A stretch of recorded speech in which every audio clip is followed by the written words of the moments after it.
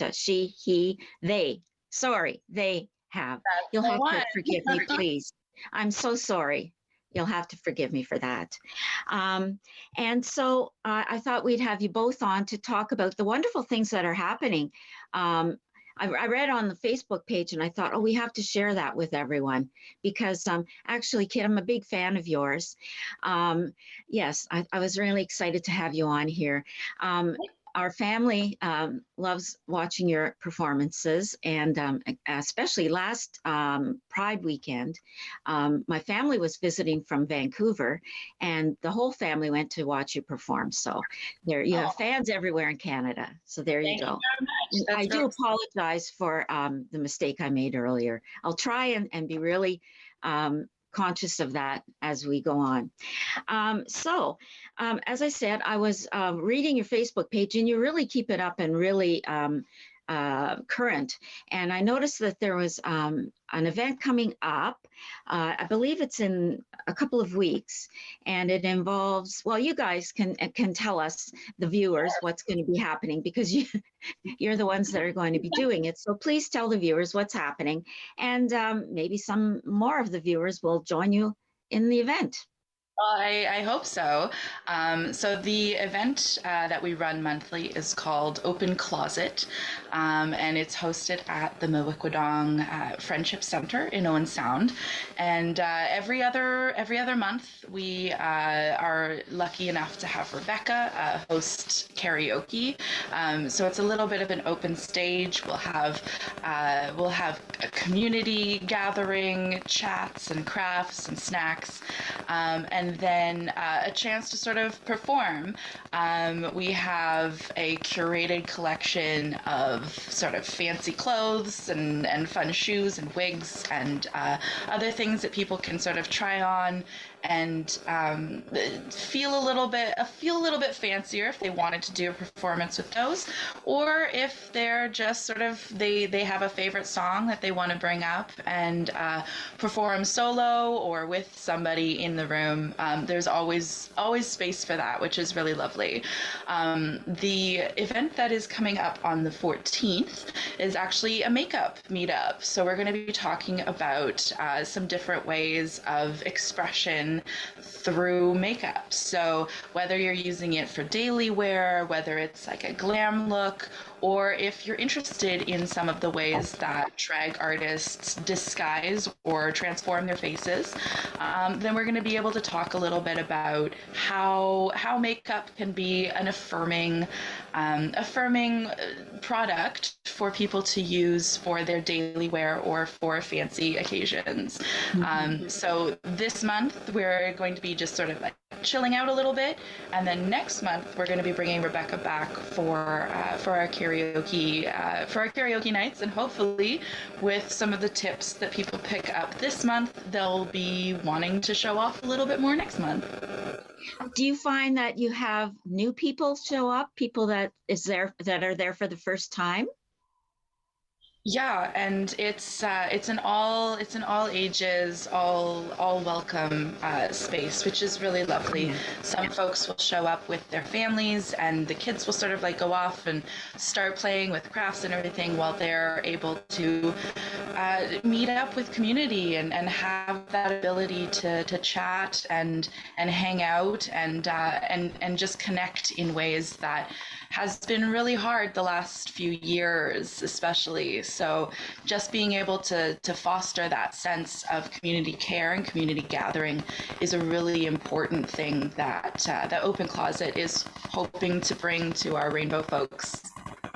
Oh, this is wonderful, considering that like a few years ago, well, maybe I don't know, but I don't think this could have happened, or has this been happening and I just wasn't aware of it? Rachel, did you want to talk about what's sort of happening over the last few years too? Yeah, certainly. So, with regards to COVID and the separation, it's been really hard for a lot of individuals.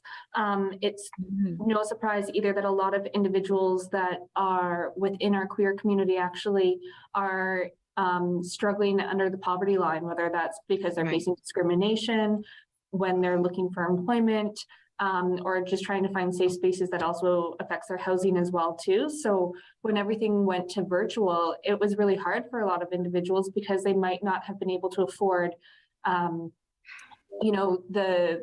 the proper Wi-Fi connections in order to join some of our Zoom meetings. So we were trying to do outdoor hikes as well, and just trying to find other ways of engagement.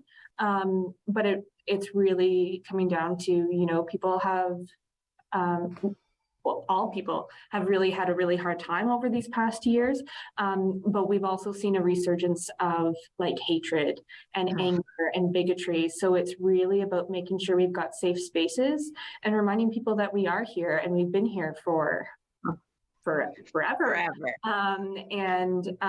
We work very closely in partnership with Mawikwadong. Obviously, Mawikwadong has the only staff focused on our queer community and ensuring their safety. So it's the Building Gender and Sexually Diverse Communities Project, which is run by Karen Hool, and they themselves are a two-spirit mentor at Mawikwadong and support individuals. They work closely with all the school boards, and they also have a gender affirming gear library. So that's why we make use of the Mawikwadong space, and really just trying to help support our community as best as we can. But it's very much an individual basis. So whatever that individual needs, we try and help foster that, and provide a space for people that fosters their well-being and helps them grow and experiment in safe spaces. And it's been so fantastic to be able to have Kit here, who grew up here, who knows the dynamics of living queer in a rural community, as that must have been tough. The fun dynamics that comes with that. So, and doing it in a safe way, and reminding people that they should be visible and in a safe environment, whether they're still in the closet or however it is for them. We just try and encourage that. Yes, I imagine growing up queer in a small rural community is difficult, just as difficult as it is growing up in the city too, that would have different challenges. Like, it must have been just so difficult. And to be able to come back, and I imagine it's still got its challenges, but you must have friends. I know some of your friends that are wonderful, and lucky, absolutely. I feel very, very blessed to be able to come back and share something with the community that I think I kind of wished it was around when I was a youth growing up in Owen Sound. Just having the freedom of just expression, of not having any expectations on what the event has to be, or any sort of outcomes. It's just a place to come and hang out, be free to try stuff on, to try things that are new to you, and to ask questions as well. Some of the discussions that come up in Open Closet are really wonderful for people to gain confidence and to learn about new terminology and new ideas that they might not have had access to before. One of the things that I think that was the hardest part of growing up in a small town was that I didn't really have the words to describe what I was, and people were trying to say, well, you're this because you're this, and you look like this, and you act like this, but it was really hard to try to determine that for myself, and putting other people's labels on myself was really not the mood. And so in my 20s, I moved to the big city, and I had my eyes opened by a lot of different experiences and found community that helped me define the feelings that I was experiencing, the identity, as you will, that I could grow into. So I feel like if I had those resources as a youth, I would have had an extra decade of living genuinely, of living in this body that I'm very comfortable in now. But it's a touchy subject these days. I know that, but I also know that people are going to be trying to find out this information, even if it is regulated, or even if it is banned, and being able to have it shared in a safe space with good people who are there to look out for, with community, so that it really does make the difference for youth and young people to be aware that individuals like me, like others, like Two-Spirit folks exist, because they have always existed, and to sort of push them back into a closet is not what we're looking for. The curiosity that I find that comes out at these events is very genuine. It's very heartfelt. There's a lot of like, oh, I'm worried if this is going to be a bad question, but it's asked in a safe space with enough support around that they can just find out the answer that they're looking for, kind of thing. And that information, that free will and free sharing of information is actually something that helps community come together, that builds relationships, that builds friendships. And that is so important for queers of all ages to feel that connection. Yes, very much so. So both Rachel and yourself, do you find that, well, like with the recent news, with recent events going on everywhere, do you feel safe here? Like, do you find that this area is safe? That's a bit of a tricky question, I think, because we do create our own bubbles, our own networks of support, of people that we feel comfortable with. But there are always going to be reminders that there's ignorance and hatred and bigotry that is against me, just as a person, just for being who and how I appear visibly in the world. I'm lucky in that, like, if I didn't do everything I do, I could pass as a certain thing and sort of hide myself. And there's safety in that, but there's not comfort.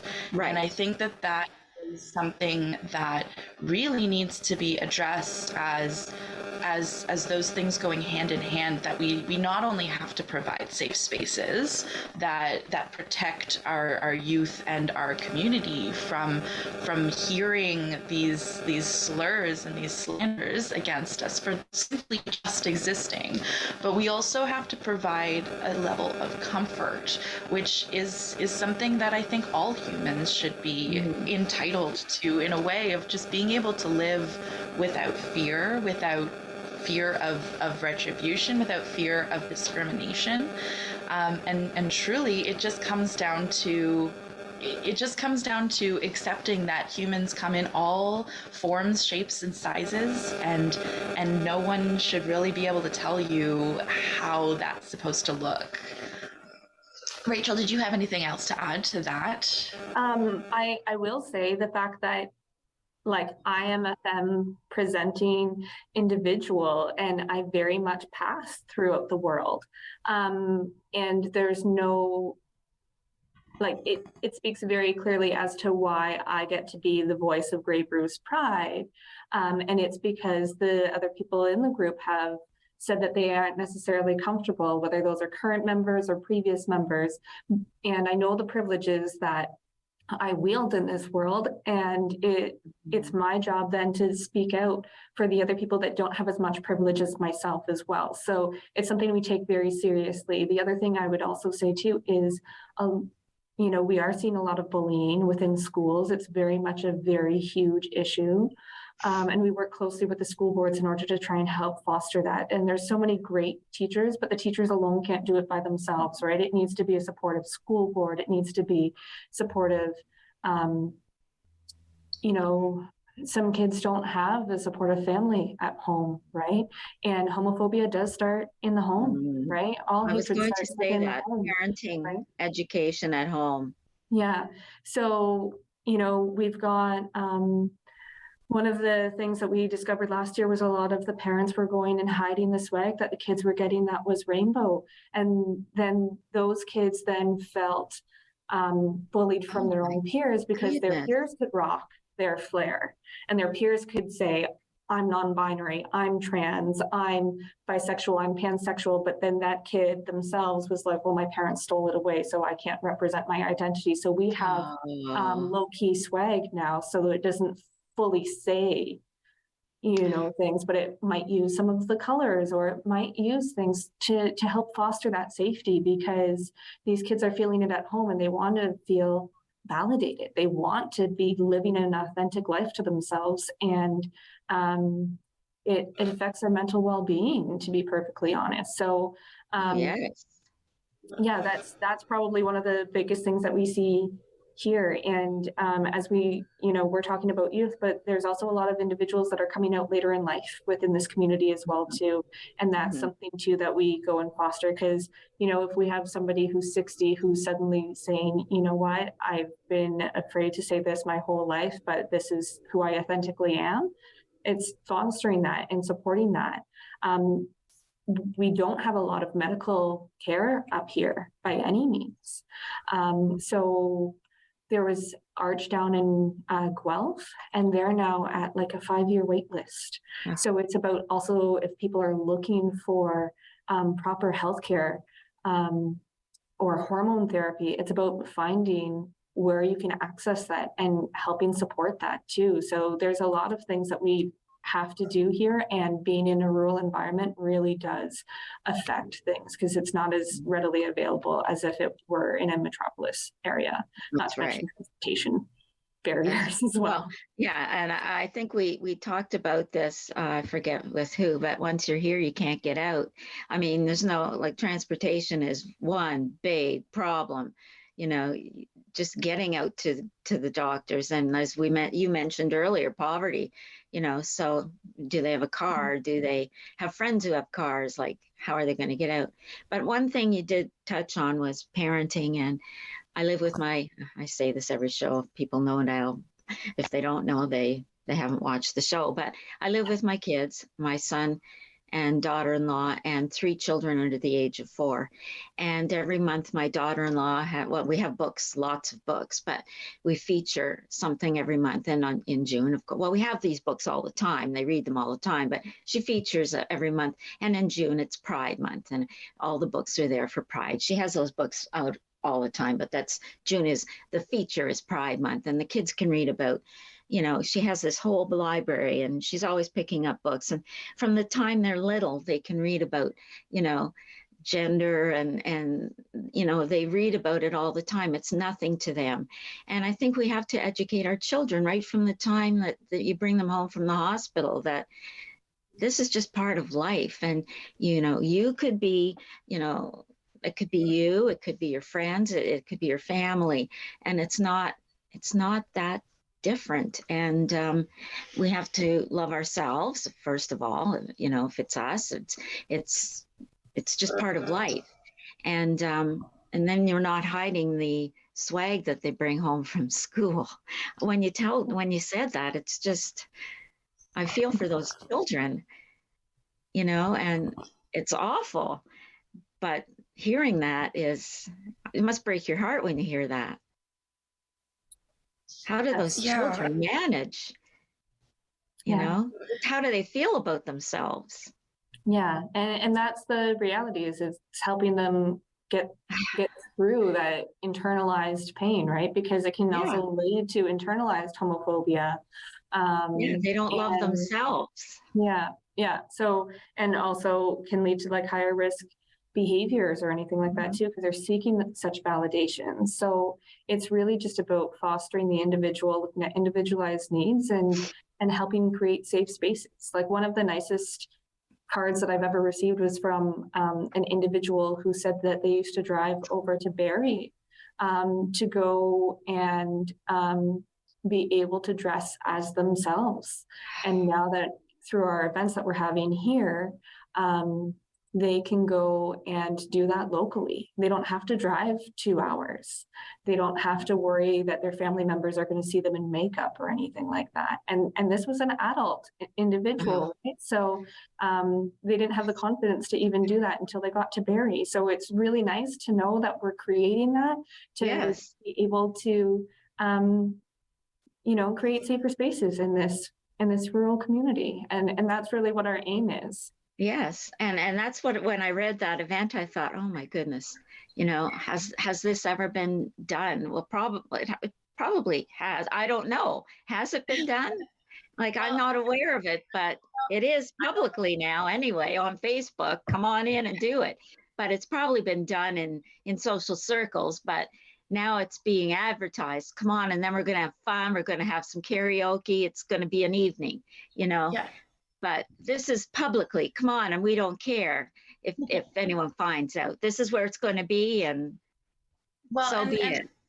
the thing is that we host this time. It's about 4 hours out of the day, so that people can drop in, they can sort of stay, they can go if they need to. Like, there's no expectations of having to be there the whole time or having to come every month, but knowing that it's going to keep happening, whether it's in person. We have had online meetups where just the timing and everything has just been easier to hold at home, and that gets different people tuning into it who aren't able to make it out to the in-person events all the time. So having a really flexible base for this event is really important to serve the flexible needs of the community itself. So it's really wonderful to see It is. and to hear the conversations that are coming out of it, and to just see people meeting new folks and And being happy. and yeah, enjoying themselves. Yeah, And being it's for 4 hours out of my month, I can go and I can feel like I don't have to perform for anybody. that's Unless, right. Yeah. unless Well, their life is a performance if they're not feeling that that's who they are. Exactly, Right? Sharen, exactly. I label myself as a gender performer or a drag artist. Sort of go with the non-binary terms, but I sort of joke. I'm like, I've been performing gender my whole life.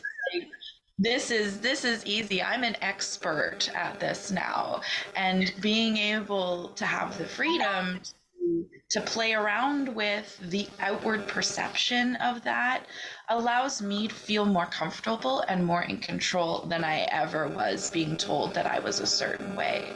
So it really is a freeing experience, especially for people who are trying to figure out what it all means, trying to figure out if any of those terms fit them.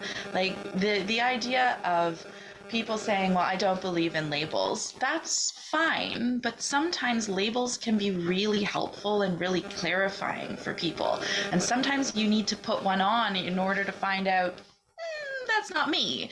And being able to have the choice of doing that is really important, because it is all about self-identifying, and it's about the support that people have to feel that they can go through different iterations of themselves without being judged, without being shamed, and without being held in sort of this stasis of like, well, you've always been this to me. But we are all evolving creatures. We're all able to change our minds. We're all able to learn something new, and having that potential and giving that freedom of, we're allowed to be wrong. And you're not going to find out how to be right for yourself unless you go through these stages of finding out Right. what's wrong. So it's a really gentle way of unlearning and passing on this knowledge to other people. That's right. Now, our show is going to be winding up soon, so I know that now this is we're in April, and then June is Pride Month, so there'll be all kinds of events coming up then. But if people just keep informed by following the Facebook page, right, Rachel?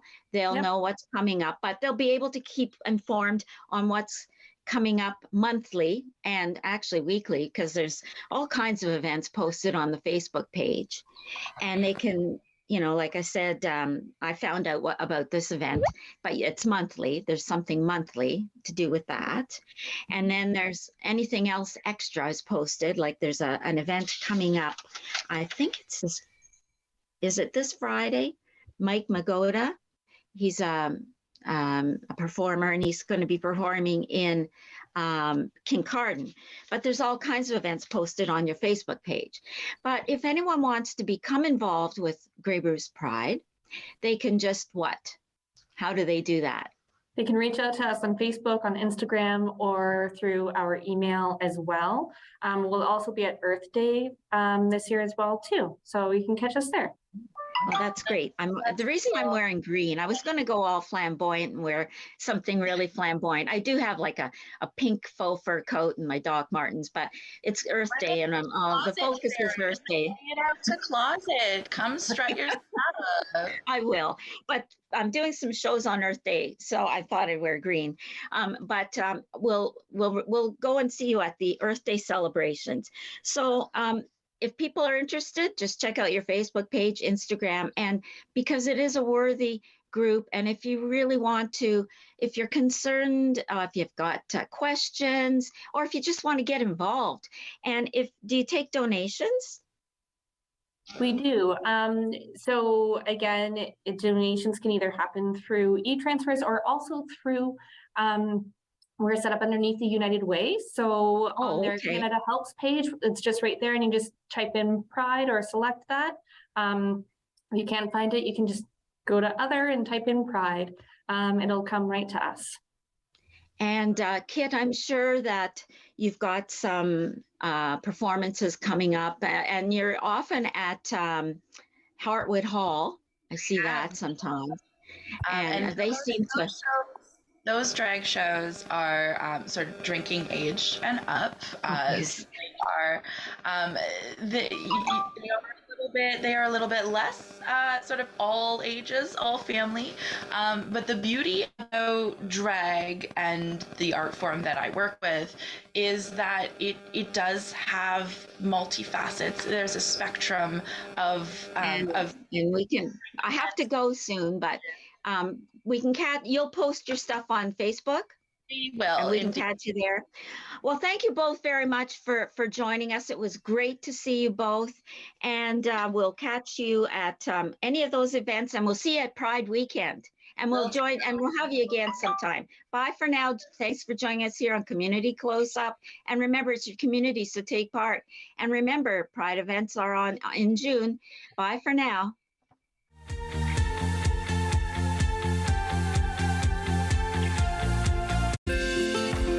Call the Rogers TV viewer response line, email us, or connect with us on social media.